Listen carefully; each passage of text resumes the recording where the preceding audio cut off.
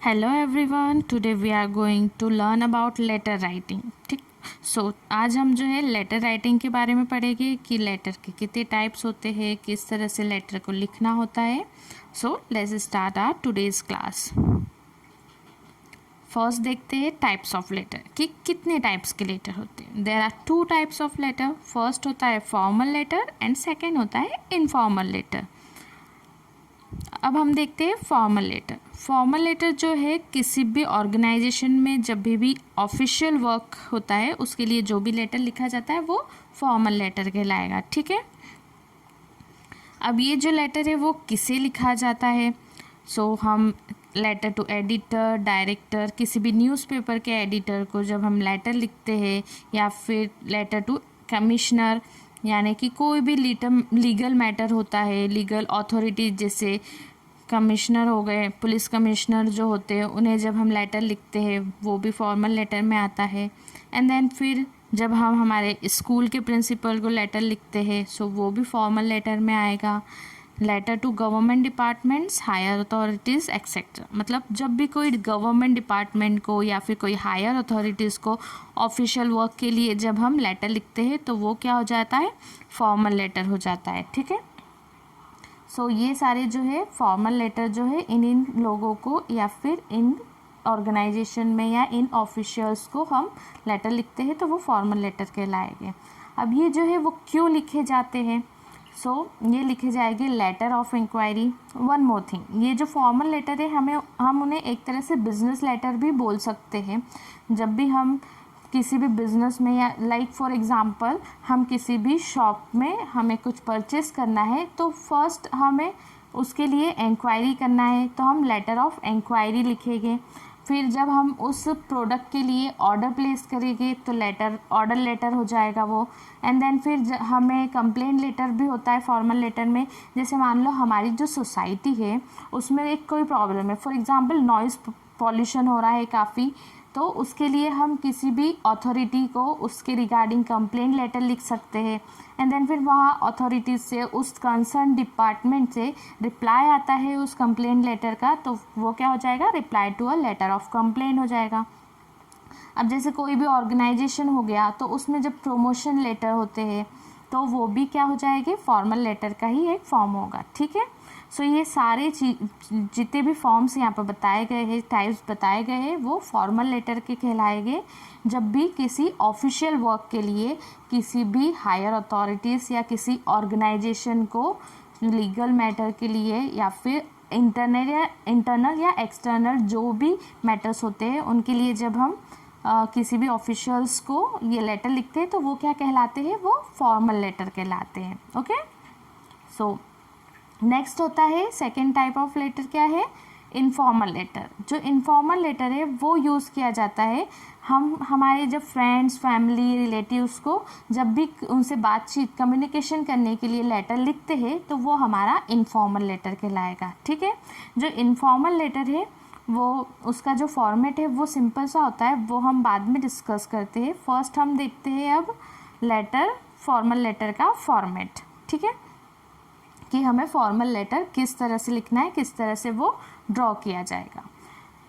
सबसे फर्स्ट आता है सेंडर्स एड्रेस। कि सेंडर्स एड्रेस में मतलब कि जो भी भेजने वाला है उसका हम एड्रेस लिखेंगे उसमें, कि सेंडर्स एड्रेस जो है, और सेंडर्स एड्रेस जो होता है वो मैक्सिमम हमें 3 लाइन्स में लिखना होता है। 3 लाइन से ज़्यादा हम सेंडर एड्रेस नहीं लिखेंगे। उसके बाद आती है डेट। उसके बाद हम लिखते हैं रिसीवर्स एड्रेस। अब रिसीवर्स एड्रेस क्या हुआ, मतलब जब हम जिसे लेटर लिख रहे हैं उसका एड्रेस, ओके, जो ये लेटर रिसीव करेगा उसका एड्रेस लिखते हैं। उसके बाद आता है सैल्यूटेशन। सैल्यूटेशन का मतलब होता है लाइक हम जब लिखते हैं ना, किसी को ग्रीटिंग करते हैं उसकी तरह, जैसे respected sir, ma'am, dear sir, इस तरह से लिखते हैं ना, वो सैल्यूटेशन कहलाएगा। उसके बाद आता है सब्जेक्ट यानी अब जिस रिगार्डिंग हम ये लेटर लिखेंगे उसका जो है हमें सब्जेक्ट लिखना होता है, और जो सब्जेक्ट होता है वो मैक्सिमम 5 to 7 वर्ड्स में लिखा जाएगा, उससे ज़्यादा नहीं। अब देखिए यहाँ पर जो है एक चेंज है, पहले जो है सब्जेक्ट लिखा जाता था फिर सैल्यूटेशन लिखा जाता था, आप देखिएगा पुराने जो फॉर्मेट है वो इसी तरह से होते हैं कि पहले हम सब्जेक्ट लिखते थे फिर सैल्यूटेशन लिखते थे, बट अब जो सीबीएसई करिकुलम है उसमें चेंज आया है, तो अब पहले हम सैल्यूटेशन लिखेंगे उसके बाद सब्जेक्ट लिखेंगे। और इट डजेंट मीन कि हमने अगर पहले सब्जेक्ट लिख दिया तो वो लेटर गलत हो जाएगा, उसके मार्क्स नहीं मिलेंगे, ऐसा बिल्कुल भी नहीं है। अगर आप सब्जेक्ट पहले लिख देते हैं तो वो भी सही है, but for a new change of CBSE curriculum हम इस तरह से लिखते हैं, पहले सैल्यूटेशन फिर सब्जेक्ट। ओके, देन आता है कंटेंट। अब कंटेंट में क्या होता है, इंट्रोडक्शन, बॉडी ऑफ लेटर और कंक्लूजन। ठीक है, इंट्रोडक्शन यानी इंट्रोडक्टरी पार्ट होता है लेटर का कि हम उसे किस तरह से स्टार्ट करते हैं, beginning, and then body text आता है। बॉडी ऑफ लेटर इस तरह से हो जाएगी कि हमारी जो भी डिफ़िकल्टीज, प्रॉब्लम या फिर क्वेश्चन का जो पर्पस है, हम क्यों लेटर लिख रहे हैं, वो हमें इसमें लिखना आता है। और फिर एट द लास्ट हम उसे कंक्लूड करते हैं, एंड देन उसके बाद हम थैंकिंग यू लिखते हैं, एंड देन फिर सब्सक्रिप्शन आता है। अब सब्सक्रिप्शन क्या होता है, जैसे कि हम लिखते हैं ना, yours sincerely, yours faithfully, yours obediently, so ये सारी जो चीज़ें होती है वो सब्सक्रिप्शन कहलाती है। उसके बाद आप अपना नेम या फिर साइन करते हैं। ओके, सो ये तो हो गया हमारा फॉर्मल लेटर का फॉर्मेट कि हमें किस तरह से उसका फॉर्मेट ड्रॉ करना है। अब इसका हम एक एग्जाम्पल देख लेते हैं कि हम किस तरह से फॉर्मल लेटर लिखेंगे। ठीक है, सो यहाँ पर क्वेश्चन दिया गया है, मैं रीड आउट करती हूँ क्वेश्चन को। Write a letter to the editor of Times of India raising concern regarding the bad conditions of roads in your city, its effects on the daily life of citizens, and the reluctance of the authorities to take appropriate actions towards it। इसका मतलब क्या हुआ कि हमें times of India जो newspaper है उसके editor को एक लेटर लिखना है, उनका जो है उनका कंसर्न किस तरफ जाए, जो रोड्स की बैड कंडीशन है उसकी तरफ जाए, और इसके क्या इफ़ेक्ट पड़ रहे हैं आपके डेली लाइफ, आपकी जो लाइफ है उसमें, और जो अथॉरिटीज़ है वो इस तरफ एक अप्रोप्रिएट एक्शन ले। इसलिए हमें लेटर लिखना है टाइम्स ऑफ इंडिया के एडिटर को, ताकि वो अपने न्यूज़पेपर के कॉलम में ये प्रिंट करे या पब्लिश करे। सो स्टार्टिंग कैसे होगी, सेंडर्स एड्रेस से। तो अब इस क्वेश्चन में सेंडर्स एड्रेस तो दिया गया नहीं है, सो हम अपने मन से सेंडर्स एड्रेस लिखेंगे, that is sector B9 16 ring road Delhi 01। ठीक है, उसके बाद आती है डेट, सितंबर 19 2020। अब देखिए यहाँ पर डेट का जो फॉर्मेट है वो जिस तरह से यहाँ पर लिखा गया है बिल्कुल वैसा ही लिखना है। अब इस तरह से नहीं लिख सकते कि आपने लिख दिया 19/09/2020, इस तरह से नहीं करना है, या फिर डैश लगाकर भी नहीं लिखना है। जिस तरह से यहाँ पर लिखा गया है उसी तरह से आपको डेट लिखना है, अदरवाइज़ वो गलत हो जाएगा। ठीक है, उसके बाद आता है रिसीवर्स एड्रेस। तो रिसीवर्स एड्रेस यानी कि अब हम किसे लेटर लिख रहे हैं, टाइम्स ऑफ इंडिया के एडिटर को, तो उसका एड्रेस इस तरह से लिखा जाएगा, the editor times of India Delhi 01। ठीक है, उसके बाद सैल्यूटेशन, तो हम लिखेंगे रिस्पेक्टेड सर। उसके बाद सब्जेक्ट, तो सब्जेक्ट क्या है हमारा, highlighting bad conditions of roads, मतलब 5 to 6 वर्ड्स में हम इसे लिख लेंगे कि जो रोड्स की बैड कंडीशन है उसको हाईलाइट करते हुए हम ये लेटर लिख रहे हैं। देन फिर आता है हमारा कंटेंट, जो बॉडी ऑफ लेटर है वो आ जाएगी। सो वो रीड आउट करते हैं। Through the column of your esteemed newspaper, I would like to draw the attention of concerned authorities towards the bad conditions of roads in our locality।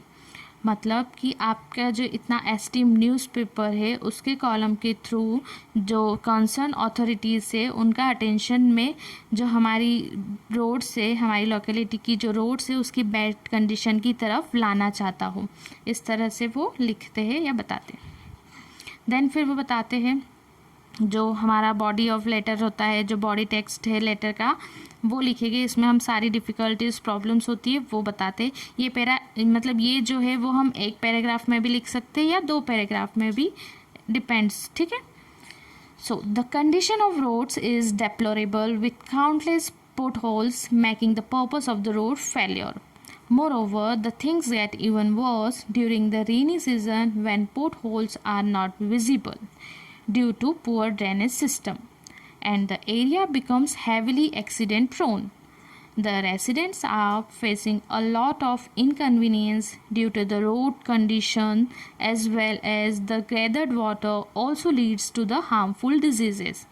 अब ये इस para में उन्होंने क्या बताया है कि जो रोड की कंडीशन है वो काफ़ी डेप्लोरेबल है, मतलब वो बिल्कुल भी अच्छी नहीं है, जो बहुत सारे उसमें पोर्ट होल्स हो गए हैं और ये जो है रोड का एक पर्पस होता है उसको पूरा करने में वो फेल है। साथ ही वो बताते हैं कि जो सबसे ज़्यादा और ख़राब कंडीशन कब हो जाती है, रेनी सीज़न में, जब पोर्ट होल से जो दिखाई नहीं देते हैं पुअर ड्रेनेज सिस्टम के कारण, जिससे क्या होता है एक्सीडेंट होने के काफ़ी चांसेस बढ़ जाते हैं, मतलब काफ़ी एक्सीडेंट्स होते हैं। सो जो रेसिडेंट्स है, मतलब जो रहने वाले लोग हैं इस लोकेलिटी के, वो काफ़ी इनकन्वीनियंस है, मतलब बहुत प्रॉब्लम उन्हें फेस करना पड़ रही है इन रोड की कंडीशन के कारण। और साथ ही जो वाटर गैदर्ड हो जाता है, जो पानी इकट्ठा हो जाता है, उसके कारण काफ़ी हार्मफुल डिसीजेस लीड हो रही है, काफ़ी हार्मफुल बीमारियाँ जो है वो फैल रही है। इस तरह से वो बता रहे हैं इसमें। देन वो बोलते हैं, On behalf of the residents of the locality, I humbly request you to pass on this information to the concerned authorities and use the influence of your esteemed organization in getting the work done by publishing the matter in your newspaper. अब क्या होता है, वो बोल रहे हैं कि जो लोकेलिटी के रेसिडेंट हैं उनके बिहाफ पे मैं हम्बली रिक्वेस्ट करता हूँ कि आप ये जो इन्फॉर्मेशन है वो कंसर्न अथॉरिटीज़ तक पास करें और जो आपका ऑर्गेनाइजेशन है उसका इन्फ्लुएंस पड़े, जिससे कि ये काम ये जो प्रॉब्लम है वो सॉल्व हो सके या काम पूरा हो सके। आप जिसके जो न्यूज़पेपर है जिसमें आप ये पब्लिश करें उस वजह से। देन फिर एट द एंड कंक्लूड कर दिया उन्होंने इस तरह से कि I hope that you consider the request of the residents of this area and take proper action which would be highly appreciable. मतलब वो बोलते कि अब वो होप करते कि ये जो रिक्वेस्ट है आप उसे कंसिडर करेंगे और इसके ऊपर एक प्रॉपर एक्शन लिया जाएगा जो कि काफ़ी अप्रिशिएबल होगा। ठीक है, thanking you, yours faithfully Aditya Jain. मतलब आप कोई भी नाम यहाँ पर लिख सकते हैं, XYZ जो भी। ठीक है, योर्स फेथफुली जो हो गया वो अपना, अब वो आपका सब्सक्रिप्शन हो गया। ठीक है, सो ये जो था ये फॉर्मल लेटर था जो यहाँ पर कंप्लीट होता है। ठीक है, अब बात करते हैं इनफॉर्मल लेटर की। इनफॉर्मल लेटर में क्या होता है कि जो सेंडर्स एड्रेस है वो एज इट इज़ रहेगा। सबसे पहले हम सेंडर्स एड्रेस लिखेंगे, फिर डेट लिखेंगे। अब जो इनफॉर्मल लेटर होता है उसमें से रिसीवर्स एड्रेस हट जाता है, उसमें रिसीवर्स एड्रेस नहीं लिखा जाएगा। डायरेक्ट सेंडर्स एड्रेस, डेट और फिर डायरेक्ट हम लिखते हैं ग्रीटिंग्स।